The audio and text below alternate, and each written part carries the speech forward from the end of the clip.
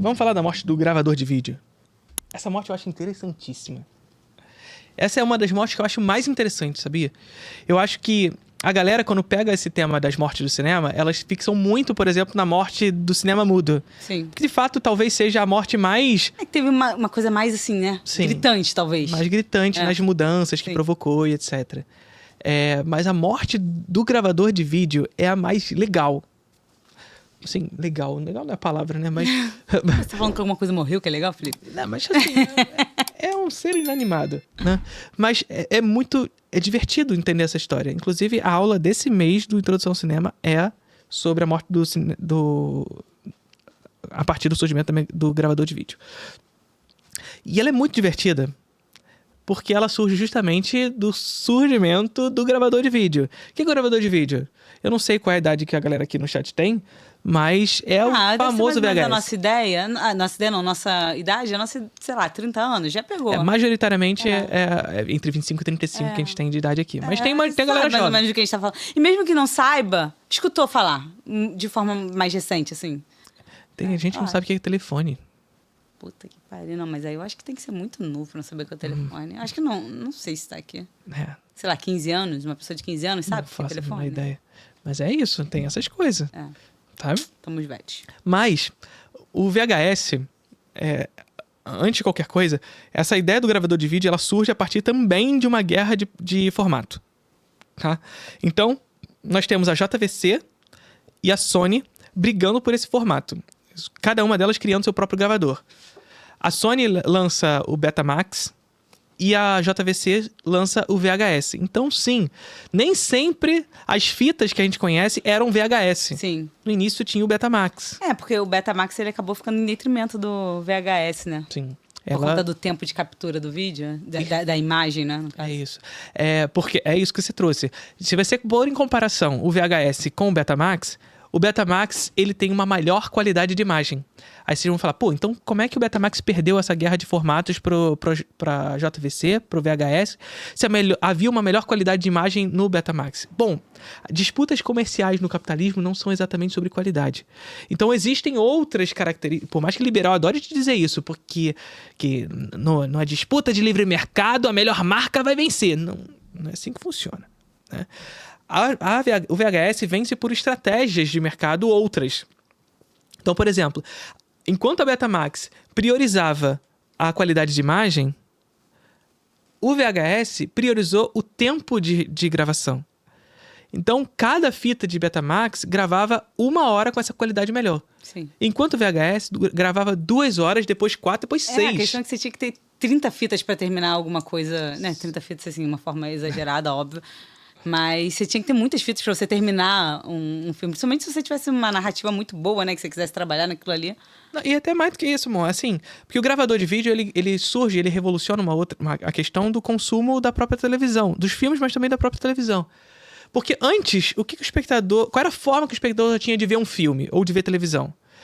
Que esse filme estivesse passando em cartaz ou que ele estivesse passando na televisão. Sim. Você precisava estar disponível para assistir no cinema ou disponível naquele horário que a televisão ia passar aquele filme. Não, eu lembro que na época da fita era assim, vai passando, deixa gravando que na volta eu vejo. Exatamente. Deixava-se gravando fita para você ver depois. E aí você pensa nisso. Você deixava a fita gravando para ver depois. Sim. Só que o filme tem 2 horas. Você não tem como deixar gravando, porque você só vai gravar 1 hora de filme. Não dá. Por isso que... A JVC vence essa disputa. Sim. Um dos motivos é que a JVC vence essa disputa. No contexto dos Estados Unidos, por exemplo, um dos fatores fundamentais para a JVC vencer essa guerra de formato foi o futebol americano. O futebol americano é um esporte com longuíssima duração. E as pessoas botavam para gravar o futebol americano. E na Betamax não tinha essa condição de conseguir gravar o futebol inteiro para assistir depois, ou você não vai conseguir assistir ao vivo, você ia lá e gravava para assistir depois. Enfim, um dos motivos fundamentais para vencer a guerra do formato foi o futebol americano, né? Além disso, a Sony ela apostou numa estratégia de mercado de domínio de patente. Ou seja, ela deteria a patente sobre a Betamax e só ela poderia distribuir o Betamax, né? Só que a grande questão é essa. A Sony é uma empresa, e uma empresa só não conseguiria atender a demanda de mercado mundial por esse produto. O que a JVC faz? Ela entende essa limitação que a Sony estava se impondo e falou, não, pode licenciar o VHS. E aí... A gente aqui vai fazer o nosso. A JVC se torna líder de mercado em VHS, mas inúmeras outras empresas também fazem VHS. Sim. Quando a JVC aposta nisso, o que ela faz? Ela cria o padrão. Ela fala, não, todo mundo pode fazer, esse agora vai ser o padrão, eu vou liderar o mercado do padrão que eu mesmo criei. E aí a JVC vence essa batalha comercial, né? Com relação a isso. Só que a gente tem vários fatores. Por que eu digo que é tão legal? Além disso, assim, o próprio reprodutor, o aparelho de exibição do VHS, do VHS e da Betamax, o da Betamax era muito mais caro e, portanto, pouco competitivo no mercado, né? Por mais que ele exibisse com melhor qualidade, que ele fosse melhor, ele era pouco competitivo quando se punha em comparação com o da JVC, né? Então, mais um motivo para perder a parada. Mas por que eu digo que é tão legal a parada do gravador de vídeo, né? A morte do gravador de vídeo. Porque, de fato, ela muda tudo dali por diante, né? Muda, inclusive, o espectador. Nós temos um novo tipo de espectador que surge nesse contexto, né? Porque esse espectador agora, ele pode... Controlar o tempo. Sim. Ele antes tinha que esperar o que era proposto para ele, seja no cinema, quando ia ter exibição, ou quando ele recebia através da televisão, né? Agora não. Agora ele pode controlar o que ele vê, ele pode gravar, ele pode assistir depois, pode assistir 10 vezes aquilo ali. E até enquanto ele... aproveitar e deixar um abraço para a JVC, meu ex-empregador aí, porque eu fico muito feliz de ter participado dessa aventura. É piada? Qual é a piada? Não, João Vicente de Castro. Tô achando que era, não tô... Confundi? João Vicente de Castro, você está convidado para o Vertigem. O foco é sempre sendo foco. Sempre. Tá bom. Então, atrapalhar o programa de vocês, fazendo num estúdio sério e legal, não aqui. É isso. Mas é isso. Mas além disso, assim, além de tudo que se trouxe, para além de poder controlar quando ela vai assistir, até mesmo enquanto ela tá assistindo, ela pode pausar, sim, avançar, retornar, fazer muito bem o que ela quiser. E além disso, essa dinâmica muda inclusive o formato. Porque lembra que lá na televisão nós tivemos o surgimento de formatos novos como o widescreen, o Technicolor, etc. Bom, a televisão não tem capacidade para reproduzir esse tipo de tecnologia. Não tinha capacidade de produzir essa tecnologia. Portanto, esses filmes que são pensados em widescreen, eles eram exibidos em 4x3 na televisão. Sim. Então, muda-se tudo. A dinâmica de consumo é outra. As pessoas estão deixando de ir no cinema para ver em 4x3 em casa. É outra parada que começa a surgir nesse contexto, né? Mas essa batalha comercial é vencida pela JVC, né? E aí, qual é a parada que é muito legal com isso? Um outro motivo pelo qual o VHS vence essa batalha comercial, e não só essa batalha comercial é vencida, como o gravador de vídeo se torna uma grande tecnologia que muda a história do cinema, foi a pornografia. A pornografia foi uma das... Porque imagina, antes você ia pro cinema, como é que você podia ficar ali no seu momento de intimidade vendo uma pornografia? Aquela pornografiazinha que tu gosta de assistir. Não dá, gente, não dá. Pois é. Faz bastante sentido. Pois é, porque a pornografia é isso. As pessoas viam pornografia antes? Existia pornografia antes? Claro que existia. Só que para essa pessoa assistir pornografia, primeiro, na televisão pouco passava porque tinha conteúdo familiar. Mais conservadora. Pois é. A gente tinha naquele contexto lá ainda guerra do Código Reis, etc. Então, assim, era muito raro você ter pornografia na televisão. Primeiro ponto. Mas existiam os cinemas especializados. Ou seja, aqueles cinemas que só passam pornografia. Sim. Só que, pensa nisso. Sério.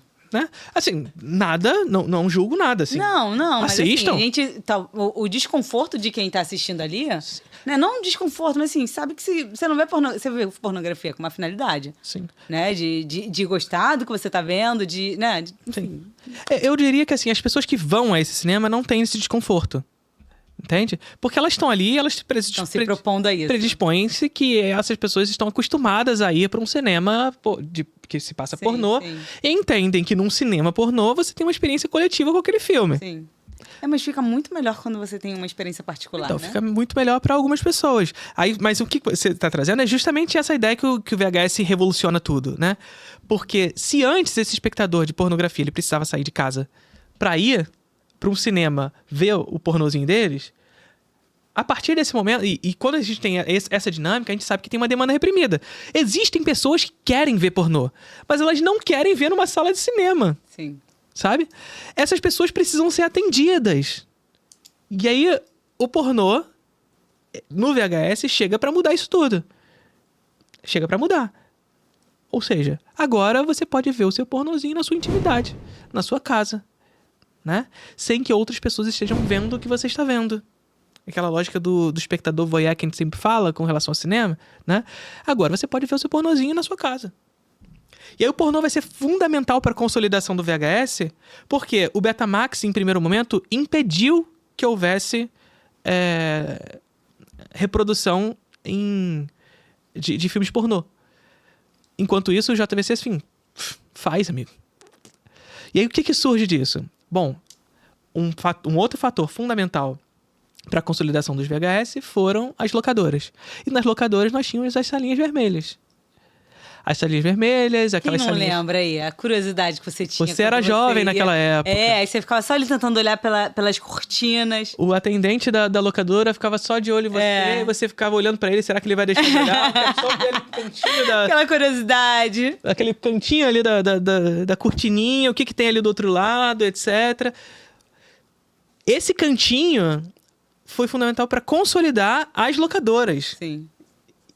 Porque as pessoas Tinha assim, ali um diferencial, né? tinham ali uma demanda reprimida. Sim. Que as pessoas não... Os outros filmes as pessoas poderiam até assistir nos cinemas. A pornografia, muitas pessoas se reprimiam nisso porque não queriam ver numa experiência coletiva um filme pornô. Sabe? Então, o pornô ele foi fundamental nesse sentido, de consolidar o VHS. Além disso, a própria locadora, né? Por que a locadora vai ser fundamental? Porque você cria uma nova faixa de exploração do título. Então, antes do VHS, o que a gente tinha? O filme ele era feito com um determinado orçamento. Então, vamos supor, vamos fazer com os números de hoje, tá? Um filme foi feito com 200 milhões de dólares, né? Só que no modelo antigo, o que esse filme precisava fazer? Ele precisava se pagar e ter lucro na sala do cinema. Sim. E tão somente na sala do cinema, né? A partir do surgimento do VHS, você cria uma nova faixa de exploração desse título. Esse filme vai pro cinema, ele é exibido no cinema, ganha dinheiro ali, bate o dinheiro ou não, mas ganha o dinheiro ali, sai da sala do cinema, tem uma janela de exibição, uma janela onde ele não vai estar em lugar nenhum, para criar essa ansiedade, e aí ele ia pra locadora. Ele vendia-se esses títulos ou ele ia pra locadora, onde ele ganhava mais dinheiro a partir daquele momento. Ou seja, começa a surgir filmes que foram um fracasso comercial na sala de cinema, mas que depois ganharam status cult por conta da locadora. Exemplo, Blade Runner. Blade Runner foi um filme que foi gongado à época, que não foi um grande sucesso comercial, mas que foi um sucesso nas locadoras. E ele conseguiu, de alguma maneira, se pagar e virou um grande clássico da história do cinema por conta do VHS. Por conta dessa nova tecnologia que surge. Então, são muitos os casos, inclusive, de filmes que depois do surgimento do VHS, a gente tem esses casos meio à parte, de filmes que na sala de cinema foram meio... mas que depois viraram grandes sucessos por conta do VHS. E não só isso. Também os direct-to-video. Filmes lançados diretamente para VHS começam a surgir também. Porque, evidentemente, quando surge o VHS, aumenta-se o número de produções, né? Você tem uma possibilidade de um novo tipo de produção sendo realizada. Produções de baixíssimo orçamento começam a ser realizadas. Só que aumenta-se a oferta de filmes, mas não necessariamente se aumenta, para se adequar a essa nova realidade, o número de salas para exibi-los. O número de salas essas que são monopolizadas pelos grandes estúdios. Então, muitos países, estúdios, passam a investir no direct-to-video, em lançar os filmes diretamente pro VHS. E é engraçado que hoje muitos filmes são lançados para o streaming direto também, né? Uhum. E não passam nem pelo cinema. É engraçado como, assim, muitas coisas vão se conectando, né? Enfim, passado e presente. É isso. O streaming, ele nada mais é do que a extremação de alguns desses processos, de algumas dessas mortes. Sim. Por isso que a gente precisa fazer uma aula, um encontro só sobre isso. Sim. Porque o streaming é uma extremação da televisão, é uma extremação do VHS, é uma extremação do DVD. A uma própria extremação de televisão, eu lembro que teve uma época que... Gente, eu não sei se eu tô certa, mas eu acho que existia uma época que se podia gravar... Não precisava de fita. Eu acho que tinham aparelhos de... Tipo net, essas coisas que gravavam. Sim. Eu acho que é Tinha recente isso, né? Tinha uma memória interna. E aí você conseguia gravar, hoje eu não vou ver tal novela. Você conseguia pegar e gravar, Sim, né? perfeito. As coisas, elas vêm se repetindo, né? Mas evoluindo a tecnologia, mas elas estão sempre... Sim. No streaming, assim, é na internet, então você não precisa fazer isso, mas ainda assim você tem o offline, você pode baixar o filme pra assistir offline depois. Sim. Mas o streaming é isso, o streaming ele é uma espécie de reunião de todas essas coisas. Ele é televisão, porque ele tem um catálogo, mas além disso ele passa ao vivo, ele tem programação ao vivo, né? Ele é DVD, ele é VHS, ele é essas coisas porque ele tem um catálogo, porque ele tem uma... Fica ali, que fica ali pra você assistir quando você quiser, Uhum. à sua disposição. Ele é... Mais o quê? Ele é todos esses elementos que a gente viu anteriormente reunidos num único espaço, num único lugar. O problema é que ele acaba abandonando aquilo que podia ser dito como tradicional, né? Enfim, a gente não vai caracterizar aqui como bons ou filmes ruins, mas ele abandona uma era do cinema. Sim, você tem uma Existe exclusão. até a MUBI faz um trabalho de catalogar bem esses filmes, mas não são todos os streamings, né? E não são os mais populares, óbvio. Você vê as pessoas, elas falam o quê? Netflix, Prime Video e Amazon. Sim. E mesmo esses essas plataformas que são interessantes, a MUBI, a Filmica, etc., são plataformas que não conseguem abarcar todo o cinema esquecido, Sim. né? E nessa condição extremada que o streaming traz, ele cria uma nova condição, uma condição de esquecimento dos filmes que não existem nessas plataformas. Isso, e são filmes que são importantes. Eu falo assim, por mim, né? Que não sou uma pessoa que sou cinéfila e que por muitas vezes eu consumo o que tá ali pra mim no streaming. Eu não me preocupo em ver o que tá para além dali. Eu vejo o que estão me oferecendo. Sim. Né? Perfeito, perfeito. Enfim, e aí nós temos esses direct to video, né? Que a gente estava falando. Esses filmes que são levados diretamente pro vídeo. E isso acontece tanto num contexto local. Então, por exemplo, até os mesmos grandes estúdios entendem que não dá pra ficar lançando filme pra cacete e ter espaço na sala de cinema e começam a lançar alguns filmes direto pro vídeo. Sim. Alguns sucessos comerciais absolutos que foram lançados pro vídeo, por exemplo, o Rei Leão 2. Foi lançado direto pro vídeo e teve 450 milhões de dólares só no vídeo, de locação e de compra, sabe? O Retorno de Jafar, do Aladdin, sabe? É outro filme que foi um sucesso absoluto nesse sentido. Mas também uma outra questão, Mo, que é justamente entender que muitos países começam a ter sucesso por conta do vídeo. Então, por exemplo, o cinema de ação de Hong Kong, que a galera gosta muito. O cinema de ação de Hong Kong, ele só conseguiu ter o sucesso comercial e a influência que teve no dito Ocidente por conta do vídeo. Porque o cinema de Hong Kong, ele teve espaço no circuito tradicional em Hong Kong. Hong Kong, sim. Mas esse cinema de Hong Kong não tinha competitividade para tirar a sala de cinema dos filmes americanos nos Estados Unidos. Ou até mesmo no Brasil, onde o mercado era monopolizado em direção ao cinema americano. Não tinha essa capacidade de monopolizar esse mercado. Então, como é que esses filmes Ele conseguiu espaço através do vídeo. vídeos, sim. Então, diretores como John Woo, Tsai Hark, eles fizeram muito sucesso com os seus filmes produzidos em Hong Kong e eles vão, inclusive, fazer filmes nos Estados Unidos. Filmes com Jean-Claude Van Damme. O Jack Chan faz filmes sucessos lá em Hong Kong e vai para os Estados Unidos. O Bruce Lee. Enfim, o cinema de Hong Kong tem sucesso por conta do vídeo.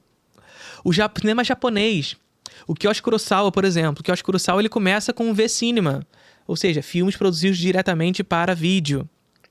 O Takashi Miike é outro diretor que vai fazer filmes direto para vídeo, vai fazer sucesso com filmes direto para vídeo e depois vai para o circuito tradicional. Ju-On, O Grito, né? Foram 2 curta-metragens e depois um longa-metragem que foi produzido exclusivamente para vídeo. Que tinha sido 2 curta-metragens. Né? E um que foi diretamente para vídeo, um longa-metragem. E esse longa-metragem fez muito sucesso.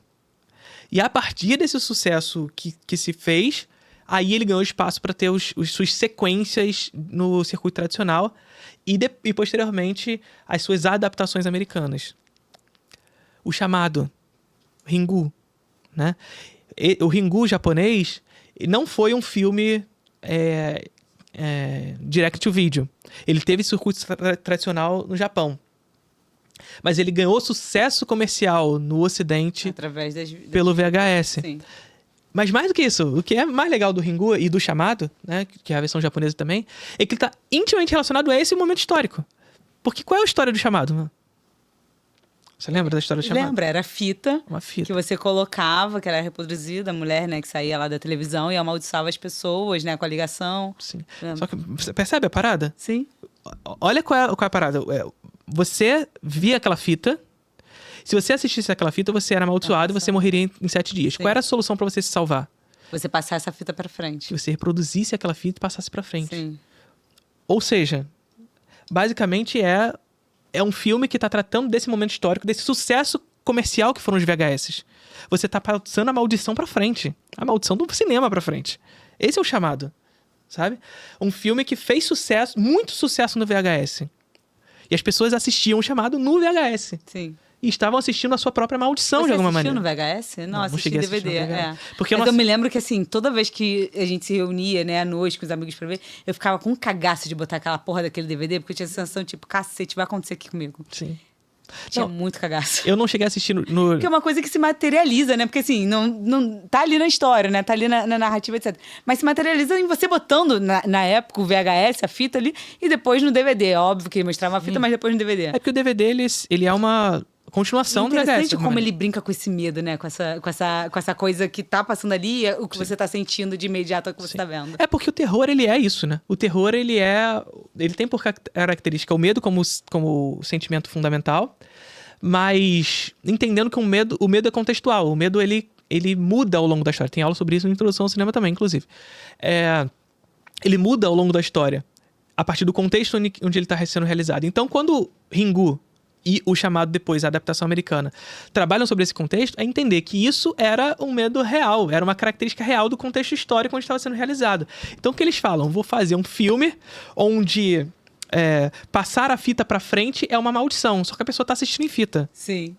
sabe? E aí? Então, existe uma metalinguagem sim, pra esse claro. filme. Eu não assisti em fita porque eu era muito novo e quando eu Chegou assisti... em DVD pra gente. E quando eu assisti o chamado, ou seja, a versão americana. Sim. Mas em fita, era muito mais a versão japonesa, que é da década de 90. 95 ou 96, se eu não me engano. Alguma dessas duas datas. Mas entende qual é a parada? Como o Ringu, ele tá muito inserido dentro desse medo de um momento histórico.